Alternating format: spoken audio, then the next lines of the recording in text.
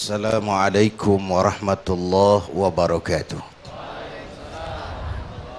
Guru kita Al-Mukarram Habib Munzir Al-Musyawwa, hadirin hadirat pemirsa TV One yang saya cintai.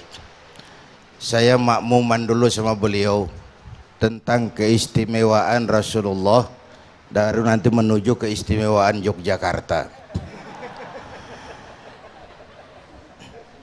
Apa istimewanya Nabi kita itu? Pertama, dari masa tugasnya. Rasul-rasul terdahulu masa tugasnya selesai ketika datang Rasul berikutnya. Baginda Nabi kita diutus untuk sepanjang masa sampai akhir zaman. Tidak ada Nabi sesudah beliau. Jadi kalau sekarang datang Nabi baru, wajib tidak percaya. Biar jenggotnya setengah meter, sorbannya kayak Superman, kalau ngaku jadi Nabi, wajib tidak percaya. Umat Islam harus tetap waspada dengan kemungkinannya muncul nabi-nabi baru, nabi-nabi kesiangan. Sudah berapa banyak yang lahir di Indonesia nabi ini? Ada Ahmad Musaddiq, konsultan bulu tangkis jadi nabi. Dapat wahyu di Bogor. Padahal biasanya kalau ke Bogor tuh dapat tales. Dapat wahyu. Luar biasa. Alhamdulillah ditangkap sama polisi itu nabi. Kita salut, polisi kita bukan cuma nangkap teroris, nabi ditangkepin. Muncul lagi di Bandung, Sayuti namanya. Tukang cukur ngaku dapat wahyu, jadi nabi lagi. Ditangkap lagi. Belum yang aneh-aneh, ada namanya ngaku Jibril. Dapat wahyu, ditangkap juga. Jibril ditangkap. Saya bilang untung dia masih ngaku Jibril. Kalau ngaku Israel lebih parah itu.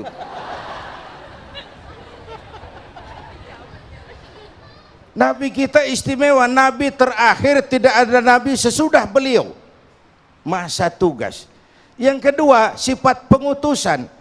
Nabi-nabi terdahulu hanya umat tertentu saja. Nabi Hud kepada kaum Ad, Nabi Saleh kepada kaum Samud, Nabi Syuaib kepada kaum Madian,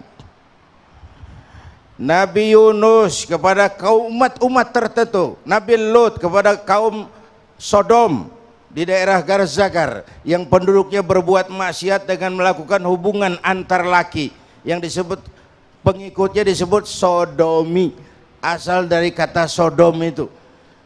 Diturunkan gempa yang dahsyat buat mereka. Saudara, yang ketiga ini syafaat. Saya jujur nih, ngomong jujur, artinya ngomong antar kita. Saya Zainuddin MZ ini kalau mengharap masuk surga dengan amal yang saya kerjakan sendiri, rasa-rasanya tipis harapan. Benar, dosa saya banyak, ibadah saya sedikit. Dengan sesedikit itu mau menggapai surga yang begitu nikmat, kok murah amat surga. Terus saya baca sejarah, Nabi Adam dosanya satu, makan buah khuldi, dikeluarin dari surga. Nabi Adam dosanya satu, dikeluarin dari surga. Kita dosanya banyak, pengen masuk. Ini gak nyambung nih, gak nyambung. Untung Allah Tuhan kita bukan Tuhan pendendam. Allah Tuhan kita Tuhan yang rahmah, Tuhan yang maha pengampun. Hai manusia, dosamu banyak tapi ampunanku lebih banyak. Hai manusia, dosamu besar tapi rahmatku jauh lebih besar. Kau jalan menujuku, aku lari menyambutmu. Kau nangis di hadapanku, aku senyum melihatmu. Penuh langit dengan dosamu, kemudian kamu menyesal dan bertaubat, Allah pasti akan menerima taubatmu. Saudara-saudara, nanti itu di akhirat. Udah pernah ke akhirat? Sama. Di akhirat itu kan tiap orang sibuk dengan persoalannya masing-masing. Di sidang di hadapan Qadhi Rabbul Jalil, pengadilan yang benar-benar adil. Kalau di sini kan banyak pengadilan tapi sulit keadilan. Di sini ini keadilan mahal. Kita rakyat kecil kalau mau laporan kehilangan ayam itu kudu jual kambing supaya laporannya diurus. Nanti sudah diurus, pengen menang di pengadilan, itu mesti jual sapi. Gara-gara laporan ayam hilang, kambing dijual, sapi hilang. Itu harga keadilan. Di mahsyar, keadilan seadil-adilnya di hadapan Qadhi Rabbul Jalil, Allah Subhanahu wa Ta'ala. Saat itu terus terang tiap orang bingung. Kita mau diadilin nih, nyari bantuan yuk. Kemana? Kemana ke LBH ke? Kemana ke? Sekelompok datang kepada Nabi Adam. Ya Adam, Tuhan bapak moyang manusia, kami mau adili, tolong kami. Kata Adam, saya juga ribet. Pernah makan buah khuldi, masing-masing aja dah. Sama Nabi Nuh kali dia bisa nolongin. Berangkat ke Nabi Nuh, Nabi Nuh tolong kami Nuh. Kata Nuh, ora iso mas. Rombongan Jawa Tengah ini. Masing-masing aja aku kayak mumet loh ini. Coba Nabi Ibrahim, beliau Khalilullah, kasih Allah, mungkin bisa tolong. Kata Nabi Ibrahim, sulit tuh, saya seumur hidup pernah 3 kali bohong, saya harus tanggung jawab di hadapan Allah.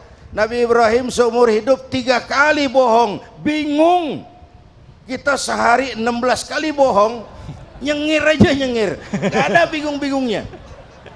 Padahal bingungnya Nabi Ibrahim, bohongnya Nabi Ibrahim, bohong yang benar, itu masih bingung.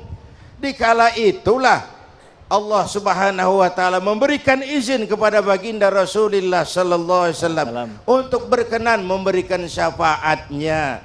Cuma yang namanya syafaat itu ibarat sarung, itu namanya nambel. Kain saya sobek, ditambel. Salat saya kurang, sedekah saya kurang, ada campur riya, puasa kita enggak ikhlas, itu kita harap ditambal pakai syafaat. Kalau punya kain. Kalau nggak punya? Kalau nggak punya kain, jidat yang mau ditambal. Tanggung jawab kita sebagai umat yang istimewa itu apa? Kau ditampilkan di tengah masyarakat manusia, menegakkan yang ma'ruf, mencegah yang munkar atas dasar iman kepada Allah Subhanahu. Ini tanggung jawab kita sebagai umat yang istimewa.